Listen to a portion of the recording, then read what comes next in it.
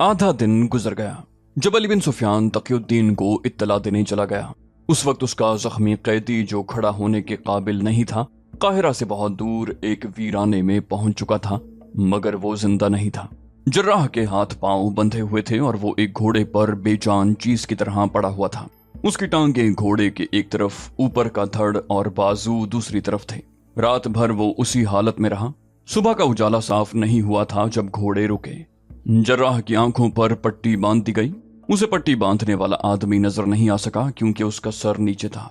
पट्टी बंध जाने के बाद उसके पांव खोल दिए गए और उसे घोड़े पर बिठा दिया गया। उसके हाथ बंधे रहे।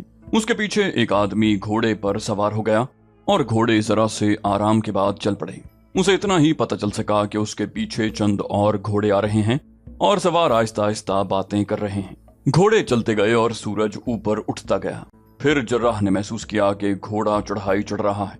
थोड़े थोड़े फासले पर दाएं या बाएं मुड़ रहा है, नीचे उतर रहा है। इससे वो अंदाजा कर रहा था कि ये इलाका टीलों और खाइयों का है।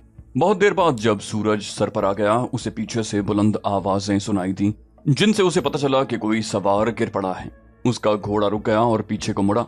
उसे इस तरह की आवाजें सुनाई दी, उठा लो, साए में ले चलो, बेहोश हो गया है, ओ खुदाया इसका खून बह रहा है। उसे शारजा की घबराई हुई आवाज सुनाई दी, जर्राह की आंखें और हाथ खोल दो, वो खून रोक लेगा, वरना मेरा भाई मर जाएगा। ये जख्मी हशीशीन था जो घोड़े से गिर पड़ा था। रात भर की घुड़सवारी से और घोड़ा इतनी तेज भगाने से उसके पेट का जख्म खुल गया था और रान के जख्म से भी खून जारी हो गया था। वो दर्द को बर्दाश्त करता रहा था। खून निकलता रहा। आखिर यहाँ आकर खून इतना निकल गया कि उस पर गशी तारी हो गई और वो घोड़े से गिर पड़ा। उसे उठाकर एक टीले के साए में ले गए। उसके मुंह में पानी डाला, लेकिन पानी हलक से नीचे न गया। उसके कपड़े खून से तर हो गए थे। जर्राह की आंखें खोल दी गईं और उसे कहा गया कि वो इधर उधर न देखे। उसने अपनी पीठ में खंजर की नोक महसूस की। वो आगे आगे चल पड़ा। टीले के दामन में जख्मी पड़ा था और शारजा उसके पास बैठी थी। उसने जर्राह से कहा, खुदा के लिए मेरे भाई को बचाओ।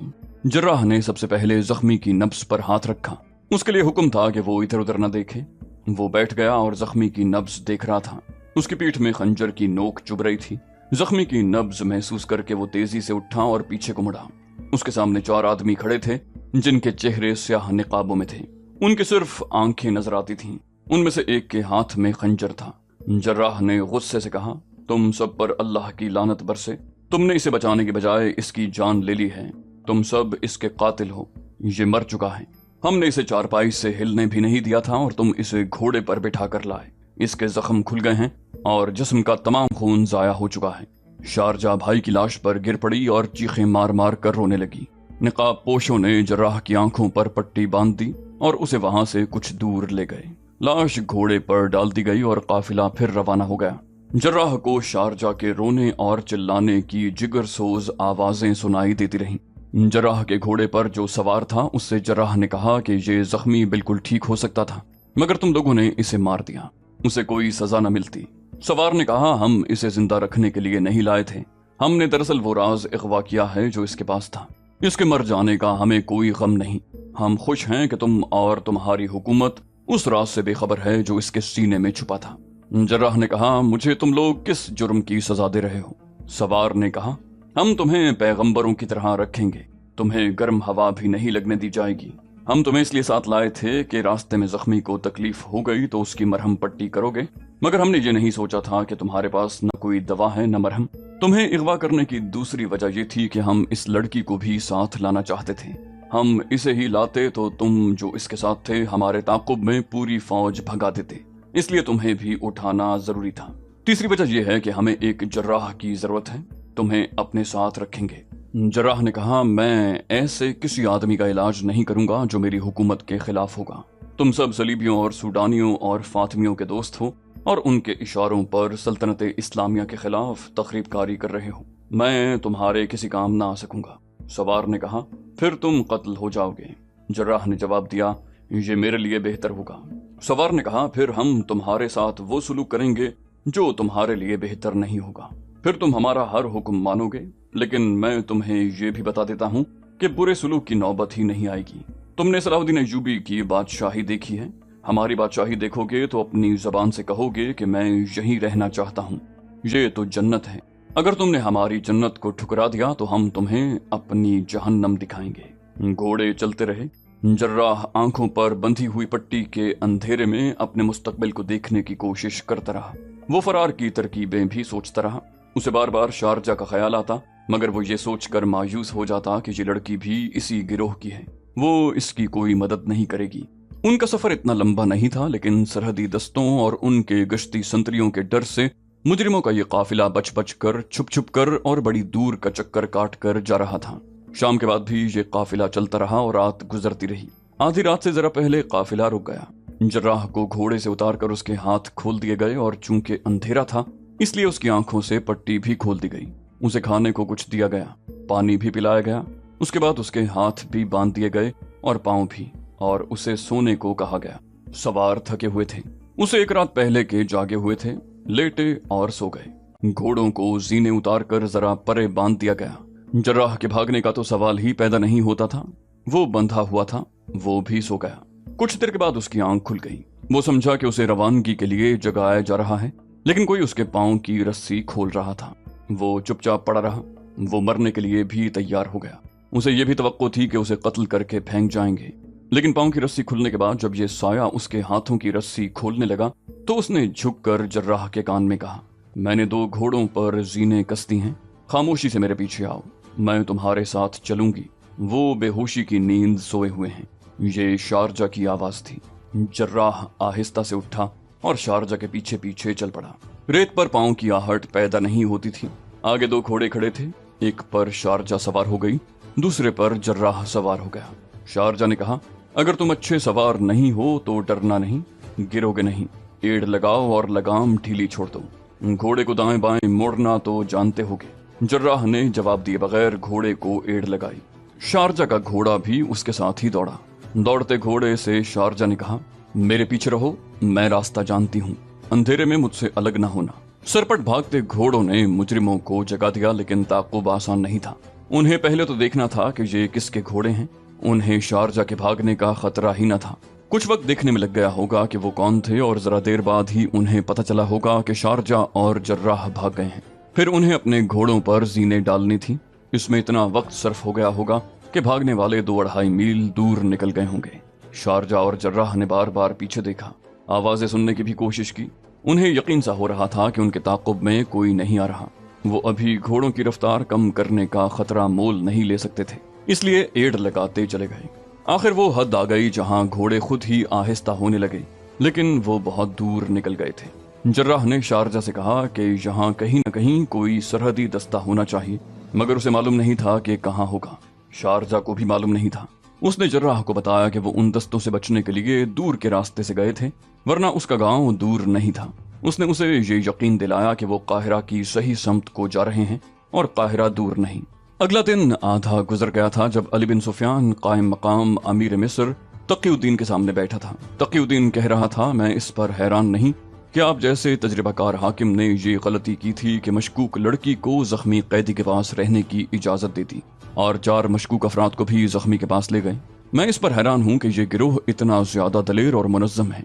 जख्मी को उठा ले जाना, संतरी को कत्ल करके जख्मी के बिस्तर पर डाल जाना, ये दलेराना इकदाम भी है और ये एक मुनज़्ज़म जुर्म है। अली बिन सुफियान ने कहा, मेरा ख्याल है कि इस जुर्म को जर्राह और लड़की ने आसान बनाया है। इस जुर्म में भी हमारी कौम की इसी कमजोरी ने काम किया है, जिसके मुतालिक सलाहुद्दीन अय्यूबी परेशान रहते हैं और कहा करते हैं कि औरत और इक़्तिदार का नशा मिल्लत इस्लामिया को ले डूबेगा। जर्राह को मैं नेक और साहिब किरदार समझता था, मगर एक लड़की ने उसे भी अंधा कर दिया। बहरहाल जख्मी कैदी के गांव का पता चल गया है। मैंने एक दस्ता रवाना कर दिया है। तकीउद्दीन ने पूछा, और जुनूब मगरबी इलाके के जिस खंडर का जख्मी कैदी ने जिक्र किया था उसके मुतालिक आप क्या करना चाहते हैं? अली बिन सुफियान ने जवाब दिया, मुझे शक है कि उसने झूठ बोला था। उसने अपनी जान बचाने के लिए ये बेबुनियाद किस्सा घड़ा था। ताहम उस इलाके की सुराग रसानी की जाएगी।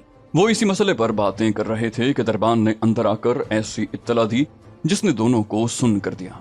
उन्होंने एक दूसरे की तरफ देखा। ऐसे मालूम होता था जैसे उनकी जबानें बोलने से माजूर हो गई हैं। अली बिन सुफियान उठा और ये कहकर बाहर निकल गया, कोई और होगा। उसके पीछे तकीउद्दीन भी बाहर निकल गया, मगर वो कोई और नहीं, उनका अपना जर्राह उनके सामने खड़ा था और उसके साथ जख्मी कैदी की बहन शारजा थी। ان کے گھوڑے بری طرح ہانپ رہے تھے۔ جراح اور شارجہ کے چہرے اور سر گرد سے اٹے ہوئے تھے، ہونٹ خشک اور منہ کھلے ہوئے تھے۔ علی بن سفیان نے ذرا غصے سے پوچھا، قیدی کو کہاں چھوڑائے ہو؟ جراح نے ہاتھ سے اشارہ کیا کہ ہمیں ذرا دم لینے دو۔ دونوں کو اندر لے گئے، ان کے لیے پانی اور کھانا وغیرہ منگوایا گیا۔ جراح نے تفصیل سے بتایا کہ وہ کس طرح اغوا ہوا تھا اور سفر میں زخمی قیدی مر گیا ہے۔ اسے بالکل علم نہیں تھا کہ زخمی قیدی کو بھی اغوا کیا گیا ہے۔ یہ اسے اگلے روز سفر میں پتہ چلا جب زخمی گھوڑے سے گرا اور زخم کھل جانے کی وجہ سے مر گیا۔ جراح کو جس طرح شارجہ نے آزاد کرایا اور اس کے ساتھ بھاگی وہ بھی تفصیل سے سنایا۔ شارجہ نے اپنا بیان دیا تو علی بن سفیان جان گیا کہ یہ صحرائی لڑکی ہے، اجڈ اور دلیر ہے، اور یہ اتنی چالاک نہیں جتنا سمجھا گیا تھا۔ اس نے بتایا کہ وہ اپنے بھائی کے سہارے اور اسی کی خاطر زندہ تھی۔ اس بھائی کی خاطر وہ جان دینے کے لیے بھی تیار رہتی تھی۔ جراح نے جس خلوص سے اس کے بھائی کا علاج کیا، اس سے وہ اتنی متاثر ہوئی کہ اس کی مرید بن گئی۔ جراح کو وہ فرشتہ سمجھنے لگی۔ پہلے روز اس کے ساتھ جو 4 آدمی آئے تھے وہ اس کے کچھ نہیں لگتے تھے۔ وہ اس کے چچا زاد اور تایا زاد بھائی نہیں تھے۔ وہ اسی گروہ کے آدمی ہیں جو صلاح الدین ایوبی کو اور اس کے اعلیٰ حاکموں کو قتل کرنا چاہتا ہے۔ جب علی بن سفیان کے آدمی شارجہ کے گاؤں اسے ساتھ لانے گئے تھے، اس وقت یہ 4 آدمی گاؤں میں تھے۔ انہیں پتہ چلا کہ شارجہ کا بھائی زخمی ہو کر قید ہو گیا ہے تو وہ اس ارادے سے ساتھ چل پڑے کہ زخمی کو اغوا کریں گے۔ انہیں ڈر یہ تھا کہ زخمی کے پاس جو راز ہے وہ فاش نہ ہو۔ وہ جانتے تھے کہ زخمی کہاں اور کس کارروائی میں زخمی ہوا ہے۔ شارجہ کے بیان کے مطابق اس کا ارادہ بھی یہی تھا کہ بھائی کو اغوا کرائے گی۔ اس نے بھائی کے پاس رہنے کی جو التجا کی تھی اس سے اس کے 2 مقصد تھے، ایک یہ کہ بھائی کی خدمت اور دیکھ بھال کرے گی، اور دوسرا یہ کہ موقع ملا تو اسے اغوا کرائے گی۔ وہ 4 آدمی زخمی سے مل کر واپس نہیں گئے بلکہ قاہرہ میں ہی رہے تھے۔ وہ شارجہ کے اشارے کے منتظر تھے، لیکن جراح نے لڑکی کو اتنا متاثر کیا کہ اس کی سوچ ہی بدل گئی۔ جراح نے اسے یقین دلایا کہ اس کے بھائی کو کوئی سزا نہیں ملے گی۔ اس کے علاوہ جراح نے اسے ایسی باتیں بتائیں جو اس نے پہلے کبھی نہیں سنی تھی۔ جراح نے اس کے اندر اسلام کی عظمت بیدار کر دی اور اعلیٰ کردار کا مظاہرہ کر کے اسے اپنا مرید بنا لیا۔ وہ ہر وقت جراح کے پاس بیٹھ کر اس کی باتیں سننے کے لیے بے تاب رہنے لگی۔ ایک روز وہ جراح کے گھر جا رہی تھی تو اسے ان 4 میں سے ایک آدمی راستے میں مل گیا۔ اس نے شارجہ سے کہا کہ زخمی کے اغوا میں اب دیر نہیں ہونی چاہیے۔ شارجہ نے اسے کہا کہ وہ ارادہ بدل چکی ہے، اس کا بھائی یہیں رہے گا۔ اس آدمی نے شارجہ سے کہا کہ اگر اس نے شہر میں آ کر اپنا دماغ خراب کر لیا ہے تو اسے قتل کر دیا جائے گا، زخمی یہاں نہیں رہے گا۔ شارجہ کو توقع نہیں تھی کہ یہ 4 اتنی دلیری سے اس کے بھائی کو اغوا کر لیں گے۔ اس نے انہیں فیصلہ سنا دیا کہ وہ ان کی کوئی مدد نہیں کرے گی۔ اس آدمی نے اسے کہا، ہم تمہاری ہر ایک حرکت دیکھ رہے ہیں۔ ہم سمجھ رہے تھے کہ تم نے جراح کو پھانس لیا ہے، لیکن معلوم ہوتا ہے کہ تم خود اس کے جال میں پھنس گئی ہو۔ شارجہ نے اسے دھتکار دیا۔ اسے چونکہ توقع نہیں تھی کہ وہ لوگ اتنی دلیری کا مظاہرہ کر سکیں گے، اس لیے اس نے جراح کے ساتھ بھی ذکر نہ کیا کہ اس کے زخمی بھائی کے اغوا کا خطرہ ہے۔ اسی رات شارجہ اور جراح ان 4 کے چنگل میں آ گئے۔ انہیں جب گھوڑوں پر سوار کرانے کے لیے اٹھا لے گئے تو اس نے دیکھا کہ ایک گھوڑے پر اس کا زخمی بھائی بیٹھا تھا۔ اس وقت وہ کچھ خوش ہوئی کہ اس کا بھائی آزاد ہو گیا ہے۔ وہ فرار پر آمادہ ہو گئی، لیکن جراح کو ان لوگوں کی قید میں نہیں دیکھنا چاہتی تھی۔ اس نے انہیں کہا بھی کہ اسے چھوڑ دو، لیکن وہ نہ مانے۔ اس کے ہاتھ اور پاؤں باندھ کر گھوڑے پر ڈال دیا گیا۔ راستے میں شارجہ کو بتایا گیا کہ اس کے بھائی کو کس طرح اغوا کیا گیا ہے۔ وہاں صرف 2 آدمی گئے تھے۔ ایک نے سنتری سے کہیں کا راستہ پوچھنے کے بہانے اسے باتوں میں لگا لیا، دوسرے نے پیچھے سے اس کی گردن جکڑ لی اور دونوں اسے اٹھا کر اندر لے گئے۔ زخمی انہیں دیکھ کر اٹھ بیٹھا۔ اس کے بستر پر سنتری کو لٹا دیا گیا اور اس کے دل پر خنجر کے 2 وار کر کے اسے ختم کر دیا گیا۔ پھر اس پر کمبل ڈال دیا گیا۔ دونوں نے زخمی قیدی کو اٹھایا اور نکل گئے۔ انہیں یہ بھی معلوم تھا کہ شارجہ جراح کے گھر میں ہے۔ انہیں ڈر تھا کہ وہ نہیں مانے گی اور اغوا ناکام بنا دے گی، لیکن اسے بھی وہاں سے غائب کرنا ضروری تھا کیونکہ اس کے پاس بھی ایک راز تھا۔ 2 آدمی گھات میں بیٹھے تھے۔ جو ہی جراح اور شارجہ تاریک گلی میں آئے انہیں جکڑ لیا گیا اور اغوا کامیاب ہو گیا۔ علی بن سفیان جیسا گھاگ سراغ رساں کوئی اور تجربہ نہیں کرنا چاہتا تھا۔ اس نے جراح اور شارجہ کے بیانوں پر فوری اعتبار نہ کیا۔ یہ بھی سازش کی ایک کڑی ہو سکتی تھی۔ اس نے دونوں کو الگ کر دیا اور ان سے اپنے انداز سے پوچھ گچھ کی۔ جراح دانش مند آدمی تھا۔ اس نے علی بن سفیان کو قائل کر لیا کہ اس نے جو بیان دیا ہے وہ لفظ بلفظ درست ہے۔ اس نے کہا کہ ایک تو جذباتی پہلو تھا उस लड़की की शक्ल सूरत उसकी मरी हुई बहन से मिलती जुलती थी, इसलिए वो उसे अच्छी लगी और वो उसे अपने घर में भी ले जाता रहा और जख्मी के मकान में भी उसके साथ ज्यादा वक्त बैठा रहता। जर्राह ने बताया कि उसके इस सुलूक से लड़की इतनी मुतासिर हुई कि उसने अपने कुछ शुकूक उसके सामने रख दिए। ये उस लड़की का दूसरा पहलू था जिस पर जर्राह ने ज्यादा तवज्जो दी। लड़की मुसलमान थी, लेकिन मालूम होता था कि उस पर बड़े ही खतरनाक असरात जो बाहर से आए थे काम कर रहे थे। जर्राह ने उसके जहन से ये असरात साफ कर दिए। लड़की चूंकि पसमानदा जहन की थी, सहरा के दूर दराज गोशे की रहने वाली थी, इसलिए उसके जहन में जो कुछ डाला गया वो उसी को सही समझती थी। उसकी बातों से ये इंकिशाफ हुआ कि उस इलाके में इस्लाम के मनाफी असरात और सलाहुद्दीन अय्यूबी के खिलाफ तखरीब कारी जोर शोर से और बिला रोक टोक जारी है। शारजा से अली बिन सुफियान ने कोई बयान न लिया, उस पर सवाल करता रहा और उसके जवाबों से एक बयान मुरतब हो गया। उसने फिरौनों के उस खंडर के मुतालिक वही इंकिशाफ किया जो बयान किया जा चुका है। वो भी उस खंडर के उस पुरअसरार आदमी की मोतक़िद थी जिसके मुतालिक कहा जाता था कि गुनाहगारों को नजर नहीं आता और उसकी सिर्फ आवाज सुनाई देती है। शारजा ने बताया कि उसका भाई फौज में था और वो घर में अकेली रहती थी। उसे गांव के कुछ लोगों ने कहा था कि वो उस खंडर में चली जाए क्योंकि वो मुकद्दस इंसान खूबसूरत कंवारियों को बहुत पसंद करता है।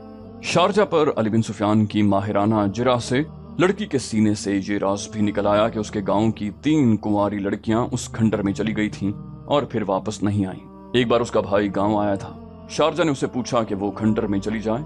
भाई ने उसे मना कर दिया। शारजा अच्छी तरह बयान तो न कर सकी, लेकिन ये पता चल गया कि मिस्र के जुनूब मगरबी इलाके में क्या हो रहा है। जर्राह के मुतालिक लड़की ने बताया कि उसे अगर गांव में ले जाते और कैद में डाल देते तो वहां से भी वो उसे अपनी जान की बाजी लगाकर आजाद करा देती। उसका भाई जब मर गया तो उसने गांव तक जाने का इरादा तर्क कर दिया और तहैया कर लिया कि वो जर्राह को यहीं से आजाद कराएगी।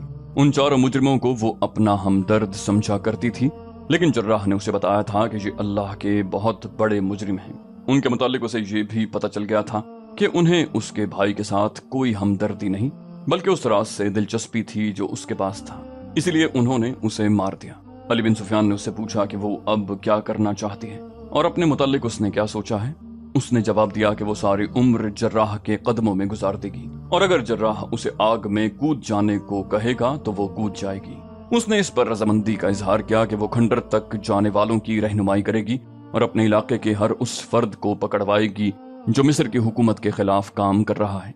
अली बिन सुफियान के मशवरे पर फौज और इंतजामिया के आला हुकाम का इजलास बुलाया गया और सूरत हाल तकीउद्दीन के सामने रखी गई। सबका ये ख्याल था कि तकीउद्दीन मिस्र में नया नया आया है और इतनी बड़ी जिम्मेदारी भी उसके सर पर पहली बार आई है, इसलिए वो मोहतात फैसले करेगा और शायद कोई खतरा मोल न लेना चाहे।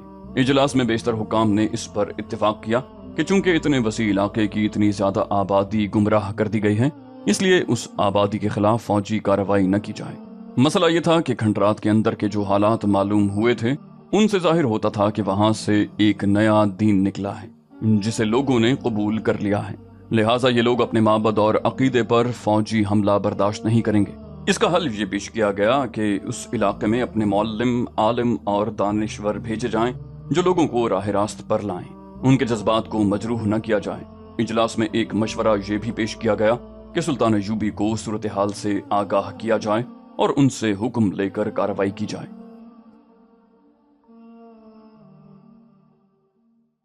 तो दोस्तों ये थी हमारी आज की एपिसोड। उम्मीद करते हैं आपको हमारी एपिसोड पसंद आई होगी। जाने से पहले इस वीडियो को लाइक, शेयर और कमेंट करना मत भूलिए और अगर आप हमारे चैनल पर नए हैं तो इसे सब्सक्राइब कीजिए और बेल आइकन पर क्लिक कीजिए ताकि आपको तमाम वीडियोस फौरन मिलती रहें। अगली वीडियो तक के लिए अपना ख्याल रखिए। अल्लाह हाफिज।